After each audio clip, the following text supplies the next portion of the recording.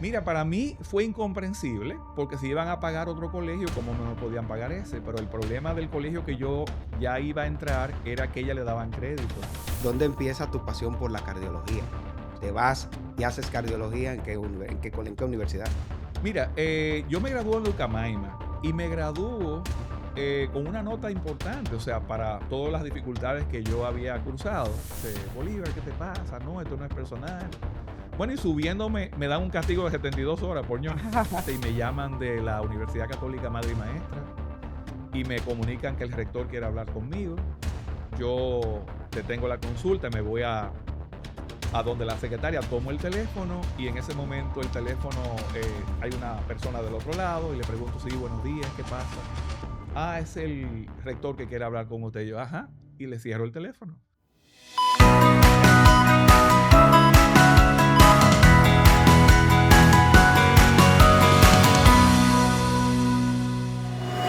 Hola amigos Doctor Podcast, historias que sanan. Bienvenidos a una nueva entrega, un nuevo episodio. Hoy contamos con la presencia de un invitado muy especial. Un invitado que hemos visto en escenarios nacionales e internacionales, compartiendo de sus conocimientos de una manera extraordinaria. Para mí es un privilegio, el día de hoy, tratar de conocer la historia detrás de ese gran expositor, detrás de ese médico, detrás de ese profesional, detrás de un hombre que ha demostrado que el corazón no solamente late, sino también que guarda emociones, que guarda sentimientos, que guarda recuerdos, que también tiene una historia que contar. Tenemos un cardiólogo del Cibao, farmacólogo, profesor, maestro, con nosotros el doctor Bolívar Tejada. Bienvenido, doctor Bolívar Tejada. Para mí es un gran privilegio estar aquí. Nos unen lazos de amistad y lazos profesionales. Y nada, estamos aquí a las órdenes para poder conversar. Bolívar, perdón, doctor. No, no, A así partir mismo. de ahora voy a tratarlo de Bolívar porque sé Claro. que todos nuestros amigos de Doctor Podcast quieren conocer al hombre detrás de toda esa trayectoria de éxito profesional y detrás de la enseñanza. ¿Quién es Bolívar? ¿De dónde viene Bolívar? ¿Dónde se cría Bolívar? ¿Dónde nace Bolívar? Mira, es la primera vez en mi vida que yo voy a hablar de mí. Es difícil hablar de uno, porque uno no se ve a sí mismo. Uno ha hecho una trayectoria por mucho tiempo, pero no se pone a reflexionar lo que pasa. Pero yo quiero hacer este relato haciendo una división de tres tiempos. El primer tiempo yo lo voy a llamar amor, amor infinito. Y yo nazco en Santiago de los Caballeros, hijo de dos personas muy nobles. Elba Tejada, mi madre, secretaria del Hospital Cabral Ibáez desde su inauguración del Departamento de Cardiología, y de mi padre, Bolívar Tejada, un topógrafo de la Corporación Dominicana de Electricidad, en ese momento llamada de esa manera, hoy es Edenorte. Estas dos personas se casan, yo soy su primer hijo, después nacen mis dos hermanas, Elba Emilia y Annette, pero lamentablemente a los 5 años de edad mi padre se separa de mi madre y ahí comienzo yo a tener un poco de conciencia de que hay limitaciones en el hogar y de que mi madre, al quedarse sola, nos tiene que criar solos. Y mi madre es una gran heroína porque ella, en un lugar que se llama Los Pepines, que es un barrio muy tradicional de Santiago, ella logró saber hacia dónde me dirigía, porque yo vivía frente a la cancha de baloncesto del barrio, y ella con todo su esfuerzo nunca me abandonó en el sentido de orientarme hacia qué era el proyecto de vida que yo tenía que tener, que era estudiar. Yo no lo conocía eso, pero entro en la escuela de La Salle, en el colegio de La Salle. Mi mamá hacía malabares para estar yo en ese lugar. A los 6 años, en el sexto de la primaria, mi mamá me dice un día, yo no entendí muy bien, que yo no iba a volver al colegio porque habían alteraciones ya de índole monetario que no podíamos sustentarlo. Y mi mamá hacía de todo. Ella era secretaria, vendía ropa, hacía préstamos. Era una cosa increíble. Yo después tomé conciencia de eso.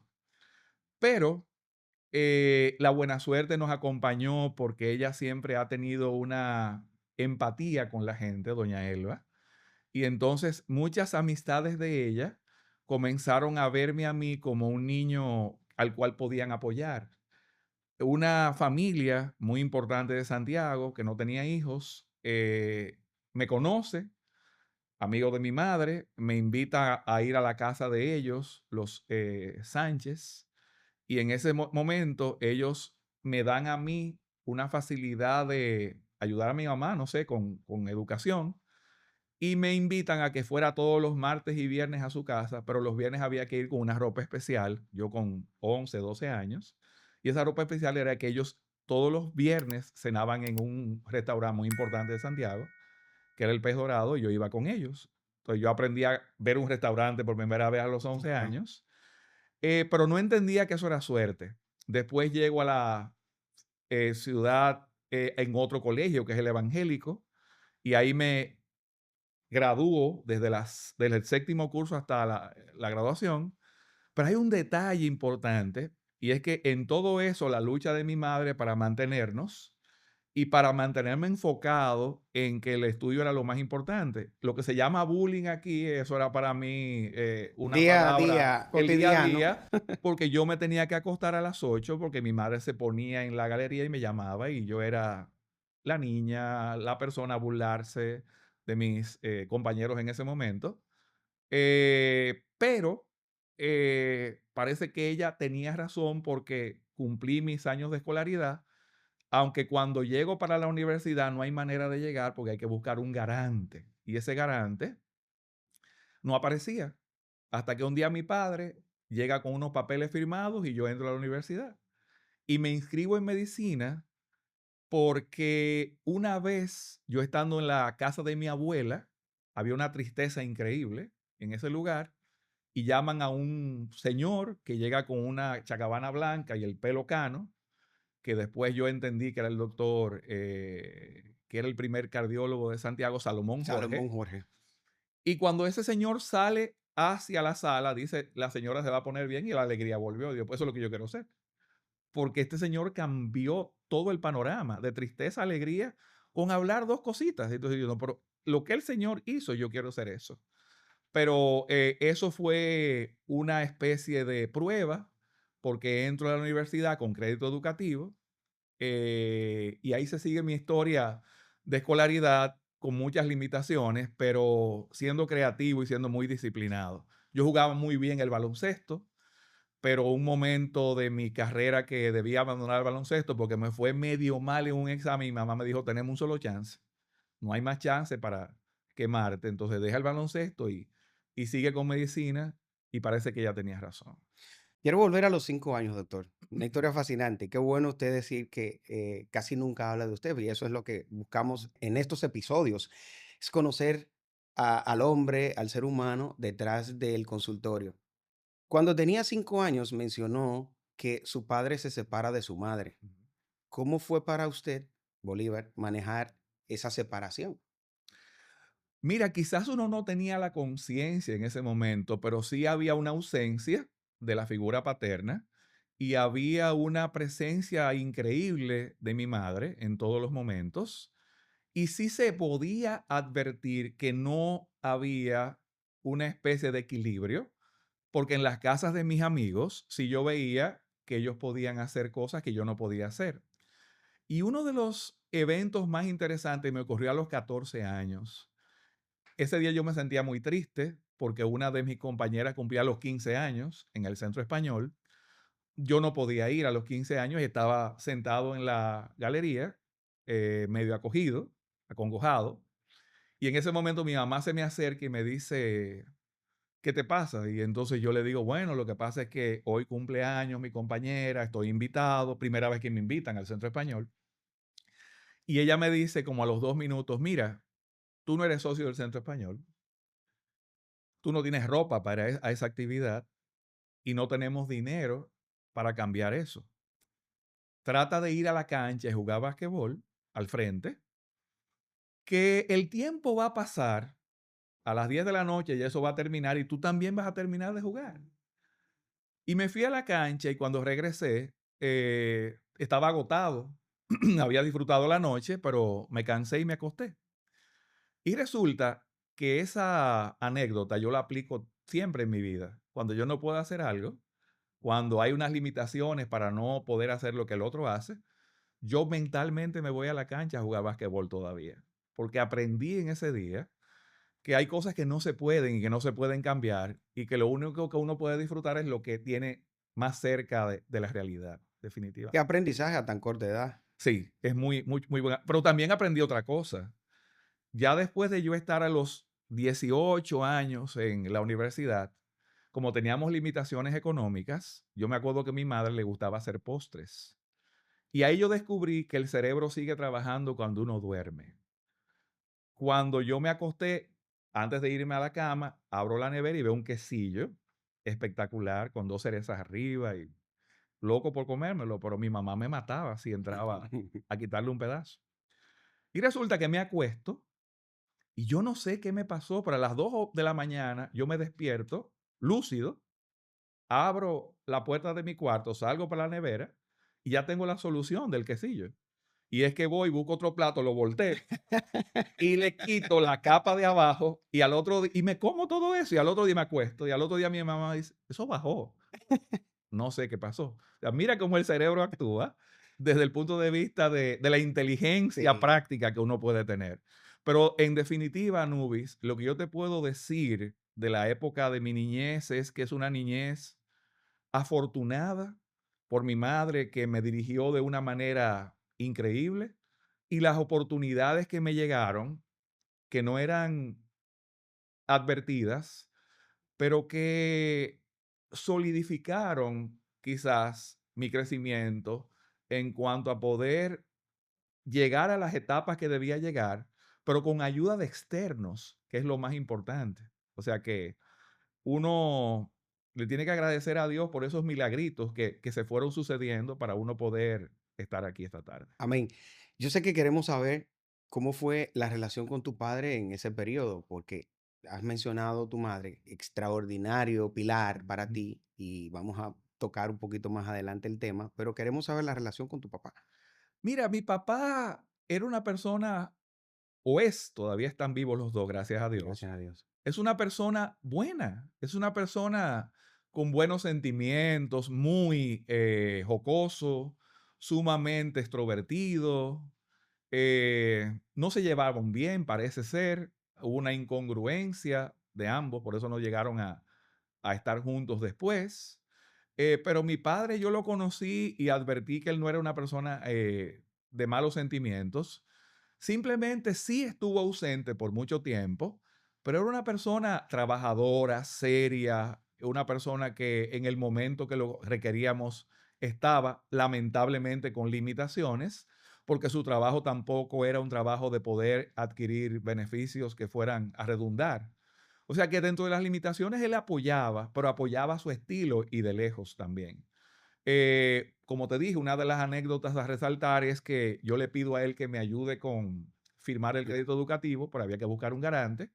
Él consigue ese garante, pero me lleva los papeles y yo no indago quién es el garante y me voy a la universidad y me inscribo. Posterior a todo eso, seguíamos una relación más o menos frecuente, pero distante. Y hasta ahora hemos tenido una relación de mucha admiración hacia él y mucho cariño y amor, pero es un amor que quizás se construyó con una pequeña deficiencia por la falta de su presencia. Pero eso no significa que haya sido una persona que no sea trascendente en mi vida. Claro que sí, que lo ha sido. Bolívar, lo menciono porque como te conocemos, sabemos tus grandes valores familiares y lo que Ujú. significa tu esposa, tus hijos, tus nietos para ti. Cualquiera pensaría que vienes de una familia tan funcional como la que tienes tú en este momento. Es un ejemplo de que sí, de que cuando hay dedicación, cuando hay valores bien arraigados en el ser humano, se puede lograr seguir avanzando. Volvamos a tu mamá. Tu mamá no te dejaba jugar frecuentemente en la cancha y te retiraba en horas tempranas de la calle, porque quiero saber qué es para ti criarse en un barrio. Bueno, criarse en un barrio es un desafío porque el grupo de los jóvenes que compartía conmigo eran jóvenes que no tenían ningún tipo de apego al estudio en la mayoría de las veces, algunos sí, pero tenían mucho más libertad que yo, salían más que yo, Yo me acuerdo que me llevaron una vez a una fiesta con un saco prestado y la gente se reía, yo no entendía por qué, pero después me di cuenta que el saco era más grande que yo.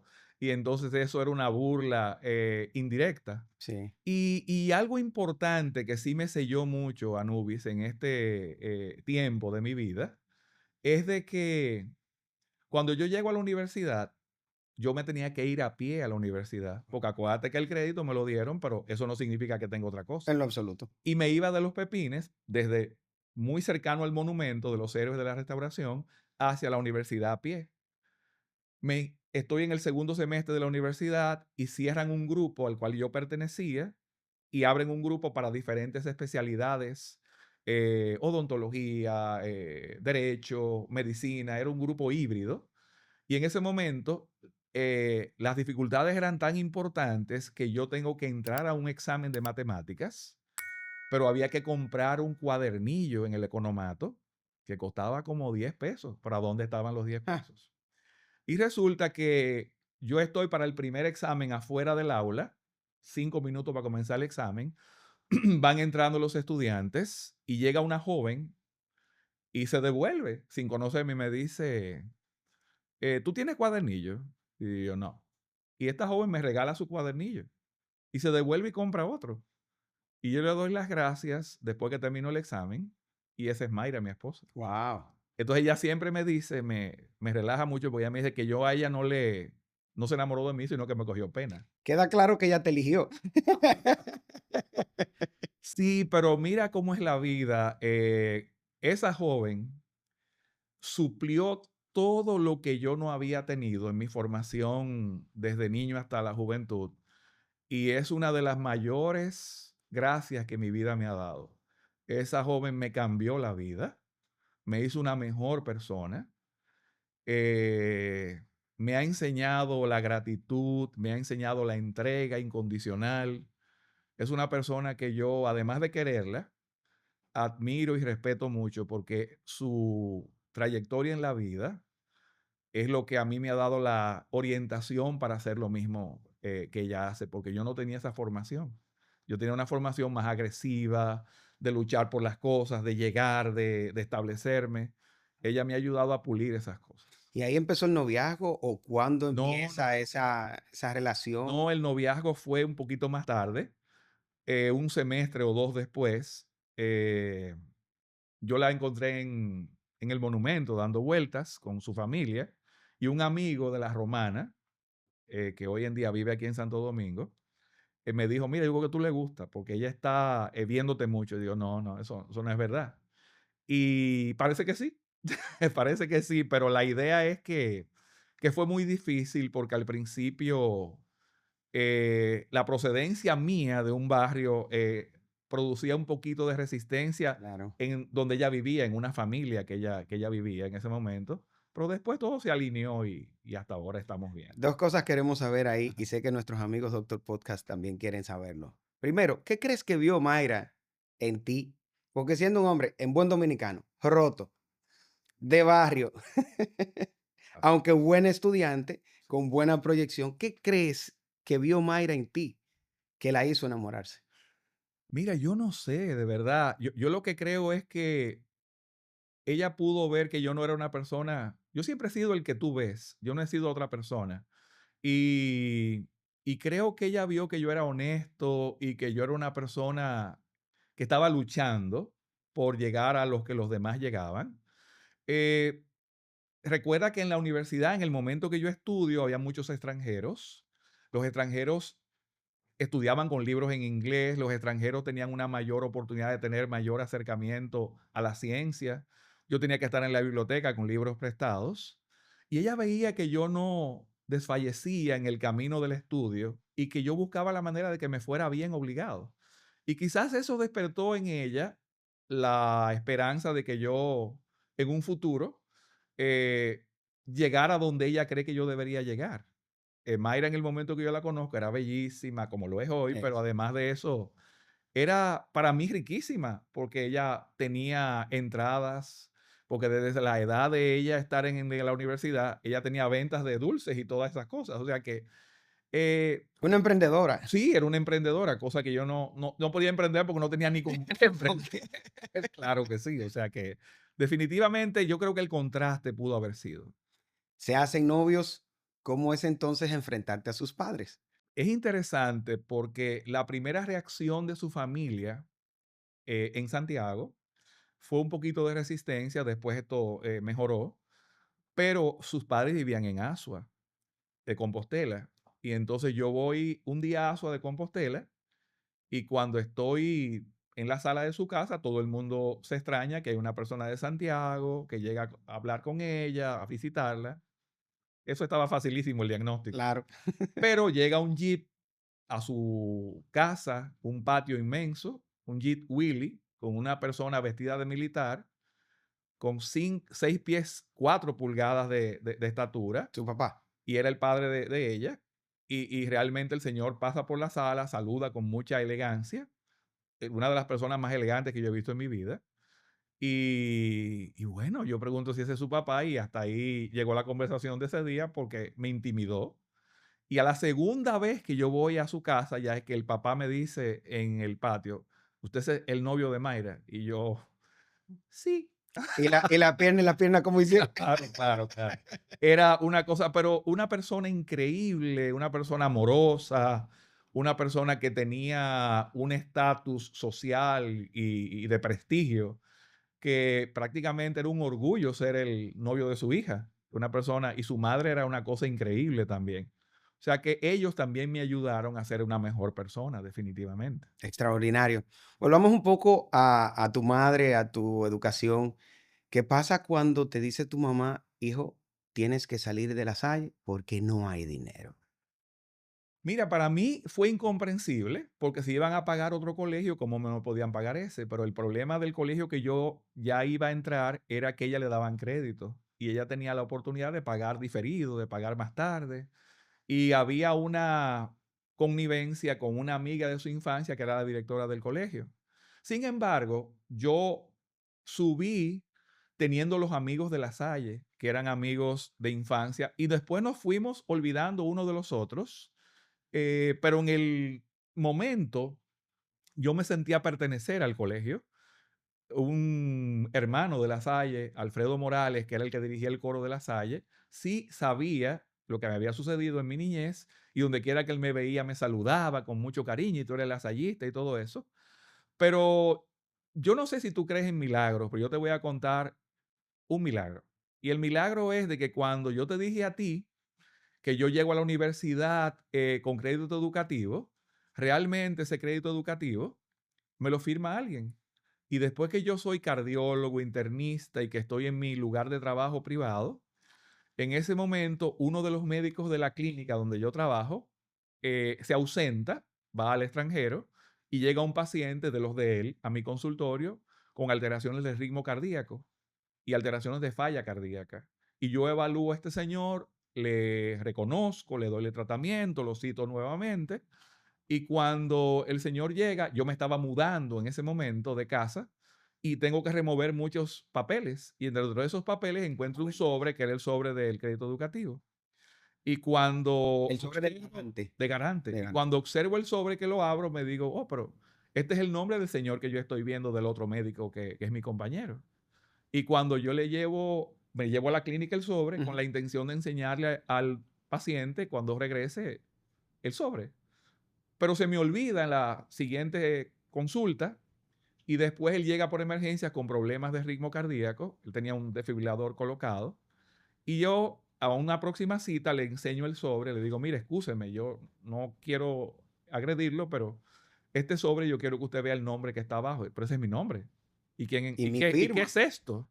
Y yo, bueno, pues yo estudié medicina por usted. Usted fue que me firmó el crédito educativo. Y para contarte esa experiencia fue un abrazo, fue una especie de gratitud eterna a esta persona. Posteriormente a eso, esta persona le pude agradecer de manera presente su confianza, pero para que tú veas cómo es la vida, de que uno no sabe a quién ayuda y posteriormente sé que tú ayudas puede también ayudarte en otro contexto. O sea que hay que ser agradecido definitivamente. Esas son de las maravillas de este universo, de esta vida terrenal, que no hay forma, aún con las palabras más amplias de gratitud, de poder entender el sentimiento y la emoción de ambas Sí, partes. De él por haber sido garante de alguien que no conocía sí, sí, y de usted por poder agradecerle que su profesión lo debió a eso. claro. Qué interesante. Ya supimos dónde empieza tu pasión por la cardiología. Te vas y haces cardiología en qué universidad. Mira, yo me gradué en la Ucamaima y me graduó con una nota importante, o sea, para todas las dificultades que yo había cursado. Y de ahí concurso para medicina interna en el Hospital Cabral Ibáez, que es donde yo me he conocido y mi mamá trabaja ahí todavía. De hecho, eres coordinador de la residencia actualmente. Pero eso fue después. Ok. O sea, en este momento yo estoy médico general, quiero ser medicina interna para ir a cardiología. Ujú. Y en ese momento concurso, gano La el posición, puesto. la plaza. Y entonces me encuentro ahí con que estoy en el hospital y estoy ya en medicina interna. Mi mamá es la secretaria de cardiología. Como siempre, en las residencias hay muchos altibajos. En ese momento conozco al doctor Santiago García, que era mi compañero de barrio, pero no lo había visto en este contexto. Y quiero agradecerle de manera pública al doctor Santiago García mi formación. Es una de las personas más íntegras que yo he visto en mi vida y es una de las personas más organizadas que yo he visto en mi vida en el aspecto médico. Yo lo imité y lo trato de imitar todos los días. Yo se lo dije una vez, él no me lo cree.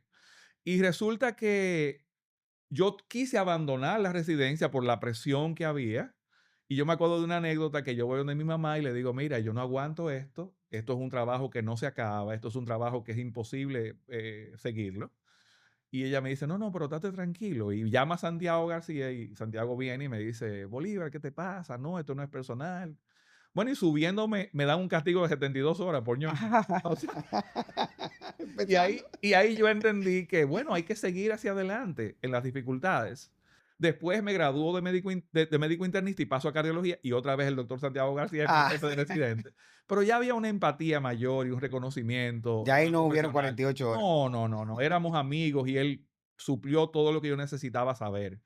Pero lo que quiero con esto es hacerte entender que uno de los pasos más interesantes fue que hace 2 años yo llego donde mi mamá y le digo a mi mamá, ella está en su casa en este momento, mira, te quiero decir algo. Yo soy el director del departamento de cardiología del Hospital Cabral Ibáez. Y me dice, no, no, es el doctor Espinal. Obviamente ya no tiene la eh, lucidez de que el doctor ya partió a otro plano. Ujú. Entonces le digo, no, no, soy yo ahora el director De del tiro. departamento de cardiología, me nombraron. Y él se me queda mirando y me dice, ¿tú te acuerdas cuando vivíamos en Los Pepines? Óyeme, a mí me Claro. dio duro, porque yo me remonté a mi niñez y ella era la secretaria del director. Y esto es una noticia que significa mucho para ella, de que ese niño que ella subió ahora es el director de donde ella trabajaba para el director. Entonces hay cosas que tú tienes que agradecerle en la vida. Lo mismo me ocurrió cuando estoy en el hospital un día haciendo una consulta a una paciente y me llaman de la Universidad Católica Madre y Maestra y me comunican que el rector quiere hablar conmigo. Yo detengo la consulta, me voy a donde la secretaria, tomo el teléfono y en ese momento el teléfono, hay una persona del otro lado y le pregunto, sí, buenos días, ¿qué pasa? Ah, es el rector que quiere hablar con usted. Y yo, ajá, y le cierro el teléfono. Porque yo no conozco al Otro rector. bullying más. Exacto, él no me conoce a mí, esto es una broma. Llaman de nuevo y me dice la joven del otro lado, anótese este teléfono y llame, por favor. Llamo y me dicen realmente Rectoría de la Universidad Católica Madre y Maestra. Y entonces, ok, ¿qué desean? Ah, el El rector quiere rector. hablar con usted. Digo, bueno, muy bien, póngalo. Pero usted se está volviendo loco que venga a hablar con el rector. Entonces yo me traslado a la universidad y cuando llego a la oficina, él me recibe con mucha amabilidad. Pero yo había visto a este señor en la prensa, en la televisión, había oído hablar de él, la veía en las graduaciones, muy de lejos. Y en el momento que yo llego a la oficina, me pregunta, ¿usted cómo está de tiempo? Y digo, no, el tiempo se adecúa, se busca, usted desea. Yo estoy pensando que él me va a decir que tiene un paciente muy allegado a él que lo cuide en el hospital, que evalúe su condición o algo. Ujú. Y resulta que este señor me sorprende con la noticia. Yo lo he llamado para que usted sea el director de la carrera de medicina. Y yo me he quedado petrificado. Yo, pero usted está relajando, seguro. Y el señor me dice, sí, yo tengo su currículum aquí. Yo había hecho una especialidad de pedagogía universitaria 2 años antes.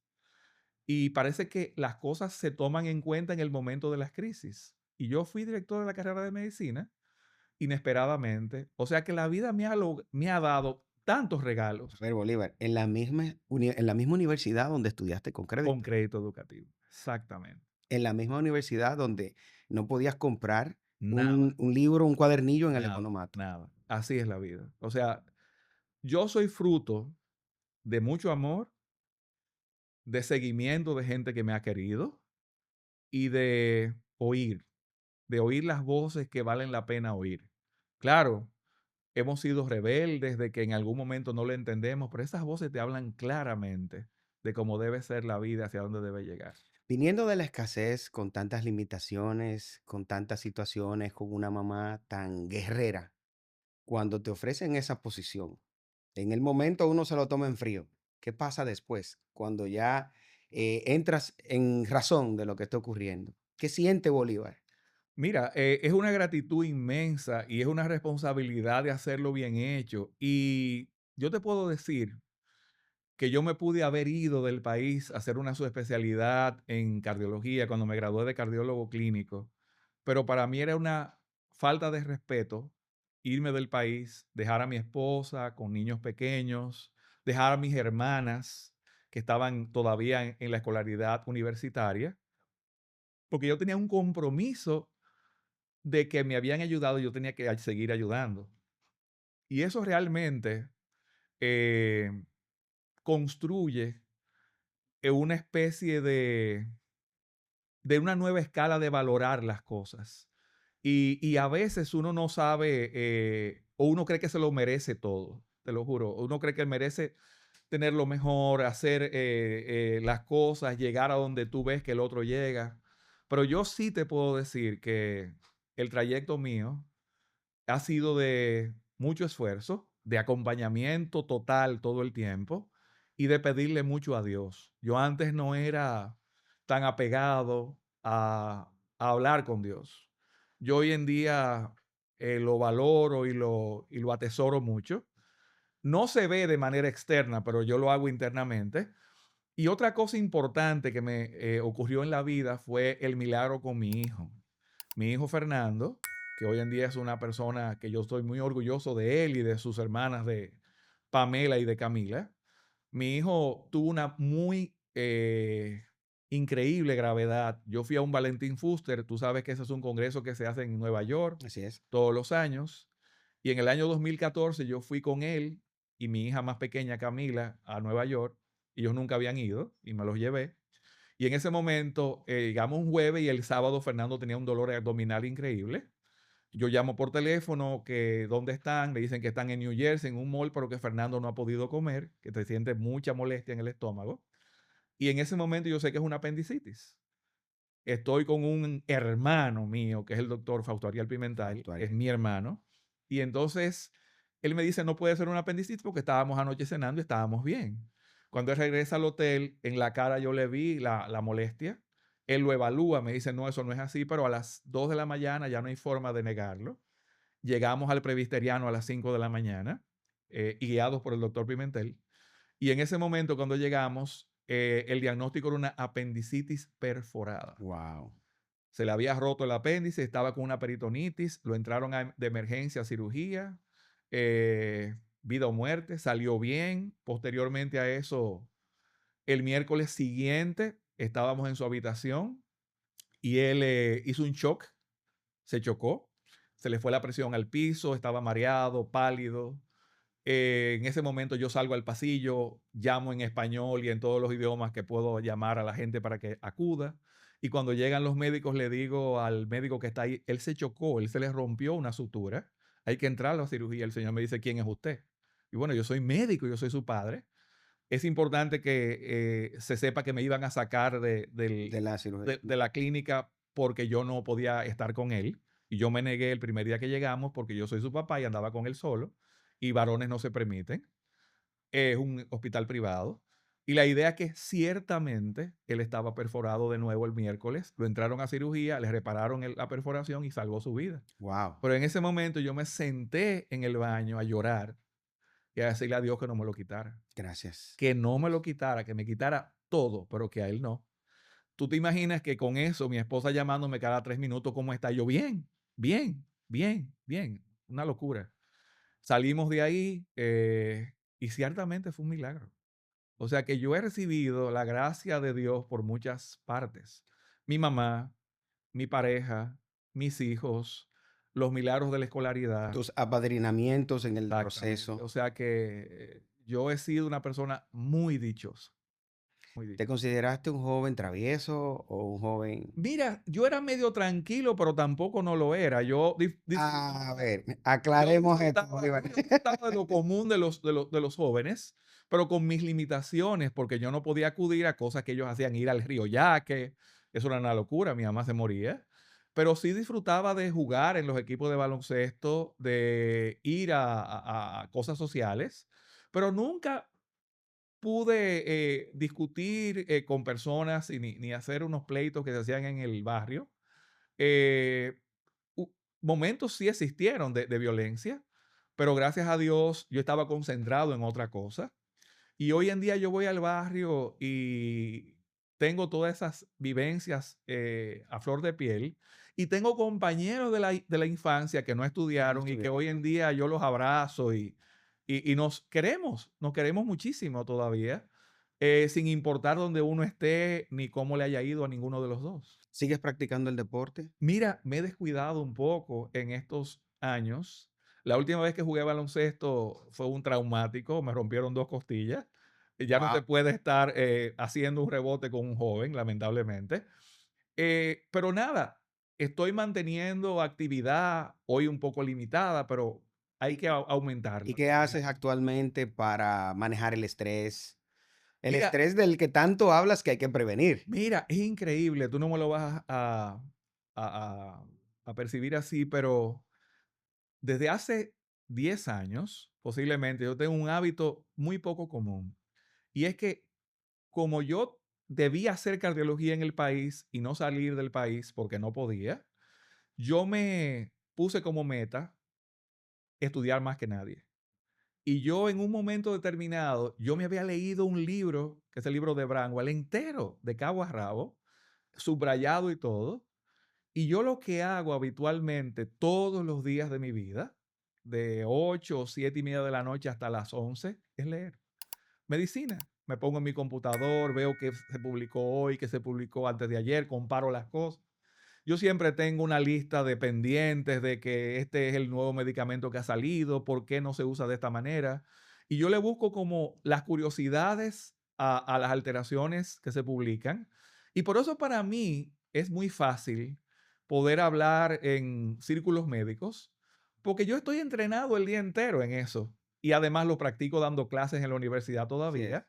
Y es interesante porque es un desafío dar clases en la universidad. Hay muchos compañeros que me dicen, ¿y por qué tú das clases todavía? Lo que se paga ahí no vale la pena. Yo no voy porque me paguen, yo voy porque me gusta, porque lo disfruto y porque practico lo que estoy leyendo todos los días. Uno de las curiosidades más geniales que yo he vivido fue esta. Llego un día a las 7 de la mañana a dar una clase de cardiología, 100 estudiantes en el auditorio, y llegan varias estudiantes que sacan de sus mochilas computadoras, una Mac, una Dell, un iPad, un iPhone, y viene un joven de características humildes, parecido a mí cuando estaba en la universidad, igualito a mí. Yo digo, wow, ese soy yo. Y el joven viene y se pone en la primera fila y está abriendo Su libreta, su su marco. mochila. Y cuando yo le digo otra Mac, y dice el joven, una Mac Copta. Genial. A las 7 de la mañana, Te sin remontó desayunar. a tu Genial. inicio. Ese soy yo. Ese fui yo. Óyeme, de verdad. Y estas son las anécdotas que uno se lleva todos los días y que le da gracias a Dios por haber vivido todo esto. Eh, el desafío es mantenerse en actividad constantemente. Y como tú dijiste al principio, yo a veces no me reconozco cuando salgo del país a conversar de medicina, cuando hablo en los congresos. Uno no se ve a sí mismo, pero las otras personas te dicen que sí, que está bien lo que haces. Y eso es una gratificación que no tiene precio. Y eso es la conjunción de todo lo que yo he hablado, de el amor, la oportunidad, el acompañamiento y quizás el esfuerzo que yo he tratado de hacer. Pero lo que más yo aprecio realmente es la amistad en estos momentos, de la gente que me quiere, que está conmigo. Eso no tiene precio. Sé que los amigos de Doctor Podcast quieren saber, un hombre que viene del barrio, se cría con todas estas situaciones, Ujú. su trayectoria profesional extraordinaria lo lleva a ser formador y conferencista, no solamente localmente, sino internacional. Nadie conoce lo que hay detrás de Bolívar. Está viendo ese profesional extraordinario compartiendo conocimientos y compartiendo actualizaciones. ¿Qué siente Bolívar en la primera conferencia que da internacionalmente? ¿Qué siente Bolívar, el hombre que tiene una historia difícil que lo ha llevado hasta ahí a través de oportunidades que le ha brindado la vida? Mira, yo no te voy a hablar de la primera, pero te voy a hablar de la última. La última fue el 23 del mes de octubre en Uruguay. Se iba a lanzar un medicamento por primera vez esa noche. Llegamos a un hotel precioso, un palacio. Y esa noche las personas que están siendo anfitrionas uruguayas me dicen, mira, no te sientas mal porque el uruguayo es una persona un poco apática. Hemos invitado 60 personas, posiblemente lleguen 20, 30, pero todo está adecuado para que llegue el universo que hemos invitado. Llegaron 145. Y cuando yo subo al escenario y hablo y presento los estudios y todo sale bien, gracias a Dios, y me siento, yo bajo nervioso, yo no sé lo que yo he hecho, pero me dicen que sí, que quedó bien. Pero yo salgo a un balcón eh, y reflexiono de lo que ha pasado en ese momento, a los 5 minutos, y realmente yo me siento la persona más agradecida del mundo. Y en ese momento vi a la gente que me quiere conmigo al lado, a mi esposa, a mis hijos, a mi mamá, a los amigos y a todo el que me empujó, que tú no te puedes imaginar lo que es estar en un lugar donde mucha gente te aplaude, pero no sabe quién eres tú. Tú estás haciendo un personaje que hablas de un tema, pero detrás de ese personaje es un ser humano. Entonces es bastante increíble. Lo que yo creo que es gratitud. Otra noticia o otra anécdota rarísima que me pasó una vez en el Guayaquil. Yo llego una noche a hablar en Guayaquil, al otro día en la mañana, en un congreso de gastroenterología, que iban a hablar sobre alteraciones cardiovasculares. Y yo llego a un hotel que están inaugurando ese día, el Hotel Holiday Inn en Guayaquil. Guayaquil. Y cuando yo llego a las 6 de la tarde del aeropuerto, me topo con que el hotel no tiene restaurantes abiertos. Y entonces cuando yo llamo a la recepción, tengo hambre a las 7, 8 de la noche, le digo al señor de la recepción, ¿dónde yo puedo cenar?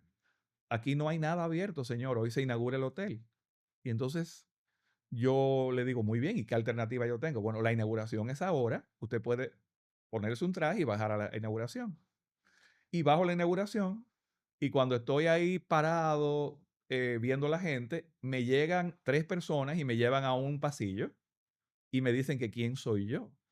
Yo le digo, bueno, yo soy dominicano, soy médico, cardiólogo, voy a hablar mañana en un congreso que hay aquí en la mañana. Y digo yo, pero ¿y por qué me interrogan? Nosotros somos de la seguridad del presidente Correa, que iba a Ujú. llegar, y usted es la única persona que Que no no. habla con nadie. O sea, todo el mundo está hablando menos usted. ¿Quién es usted? Y entonces, yo no conozco a nadie. Y entonces, paradójicamente, en ese momento, me llevan donde un señor que está de pie en un lugar del salón y el señor me dice, hola, mucho gusto, yo soy fulano de tal. Yo voy a ser su anfitrión. Y el señor era el dueño del hotel. Y Oh. me siento en la mesa de la inauguración y yo paso de ser nadie a estar en la mesa La mesa como el principal. primer huésped del hotel. O sea que increíble, o sea, Nubis, realmente La vida es un regalo y la vida es un enfoque que uno debe tener. Todo depende de cómo tú quieras ver las cosas. A veces, siempre son dolorosas las cosas que van a salir buenas después, definitivamente. Quiero volver al núcleo familiar. Imagínate que tienes a tu madre enfrente y le quieres dar las gracias. ¿Qué le dirías?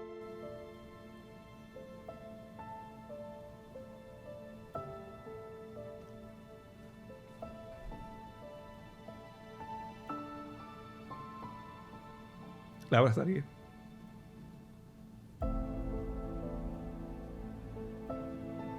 Más nada. Extraordinario. Gran sentimiento.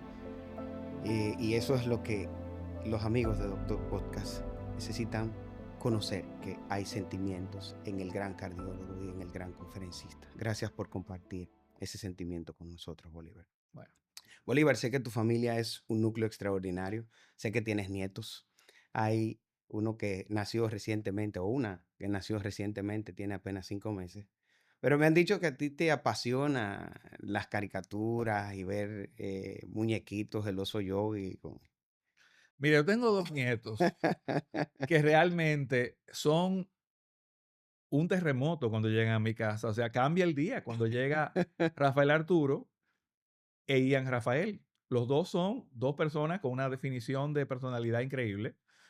Y mira, los nietos te enseñan a ti a tener paciencia. Yo no sabía que yo tenía tanta. Y hay una anécdota que la voy a hacer porque fue una anécdota que me rompió la paciencia. Y es que estamos en la iglesia una mañana y tú sabes que a los niños se le toma con decir una palabra inapropiada en un momento. "Co, co, co". Sí.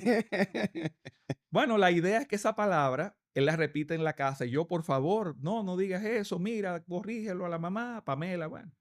La idea es que vamos a la iglesia y en el momento de la consagración, en la iglesia en Villa Olga, en la San Martín de Porres, este muchacho delante de mí me ha dicho, "Co", Ay.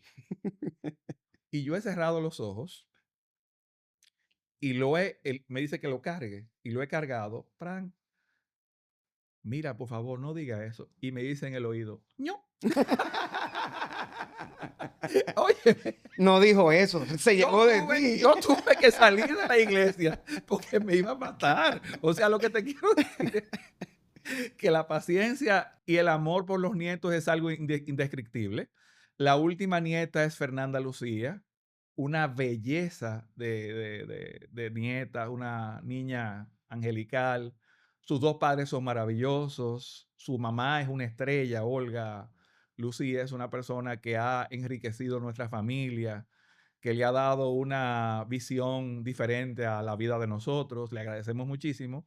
Y mi hijo Fernando, que es mi versión mejorada, porque Fernando es la persona simpática, alegre, emprendedora, comprometido con sus amigos, dinámico. Si hay que montar bicicleta, él monta, motores, él monta, todo él lo Tremendo, hace. versátil. No, no, no, y además es un líder del grupo. O sea que yo he tenido la dicha de tener una familia en la cual yo todavía me alegro mucho. Y tú no me lo vas a creer, pero una de las actividades que todavía practicamos, que es una locura, es el Carnaval de La Vega. Sí, En el Carnaval de La Vega, él tiene un grupo de carnaval sí. donde yo me disfrazo todavía con él por la siguiente razón. Me dicen ridículo, viejo verde. Yo un día llegué a mi casa y me dice mi esposo, usted lo que es un viejo verde y usted es una mujer azul.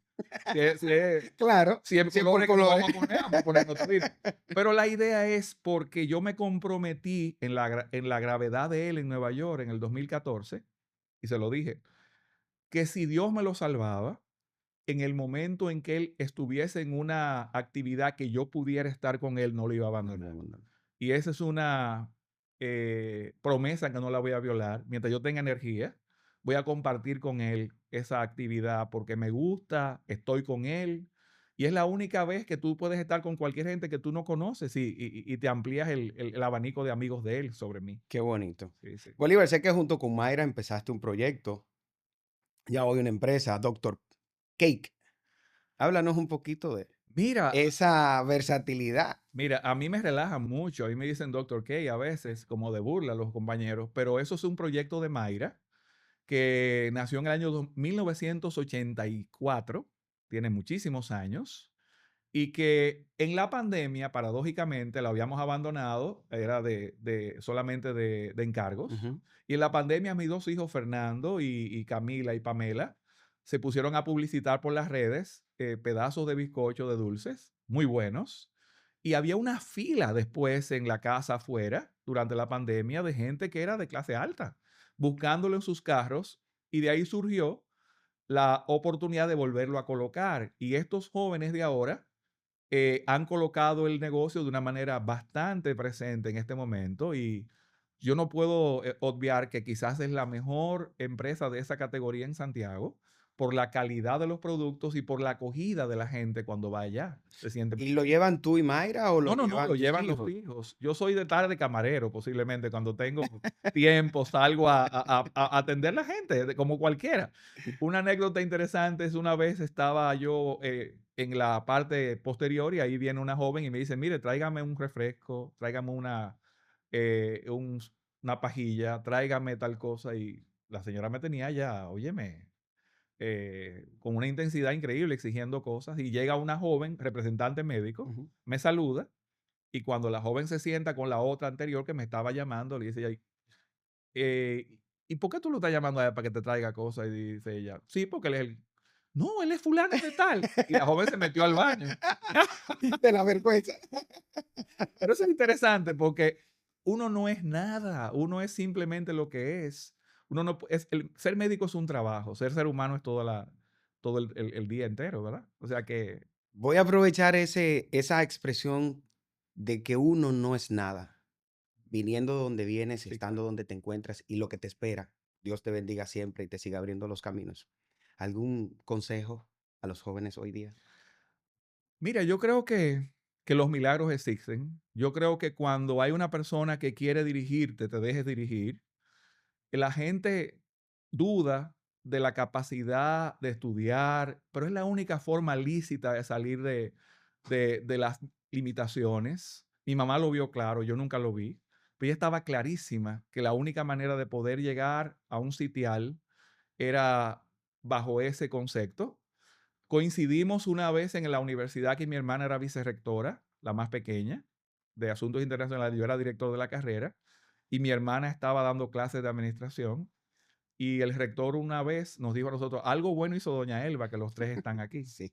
O sea que yo creo que lo básico es dejarse llevar de la gente que los quiere y que escuchen y que no improvisen, que se dejen llevar de los adultos, que saben más de lo que va a pasar que nosotros mismos. Extraordinario, Bolívar, escuchar tu historia. Gracias por compartir esa trayectoria de dificultades y de éxito. Verte, conocerte para nosotros es un placer, es un privilegio y estar al lado tuyo en muchos escenarios ha sido grandioso. Amigos, Doctor Podcast, sé que esta entrega del día de hoy con el doctor Bolívar Tejada va a ser un capítulo para disfrutar a plenitud. Ha demostrado que no importa de dónde uno viene, sino hacia dónde uno va. Y que con la familia adecuada, apoyándote y cumpliendo o adquiriendo esos valores, podemos crecer y llegar tan lejos como nos lo propongamos. El doctor Bolívar Tejada pasó de ser hijo a ser un conferencista internacional. Sigue siendo hijo, claro está, pero ya con una trayectoria de éxito y profesional. Hemos concluido este capítulo, amigos Doctor Podcast, Historias que Sanan. No olviden suscribirse, darle like, compartir el contenido y escribirnos. ¿Qué médico o profesional del área de la salud ustedes conocen que quisieran tener en este escenario para compartir sus historias de éxito? Gracias, amigos Doctor Podcast, Historias que Sanan.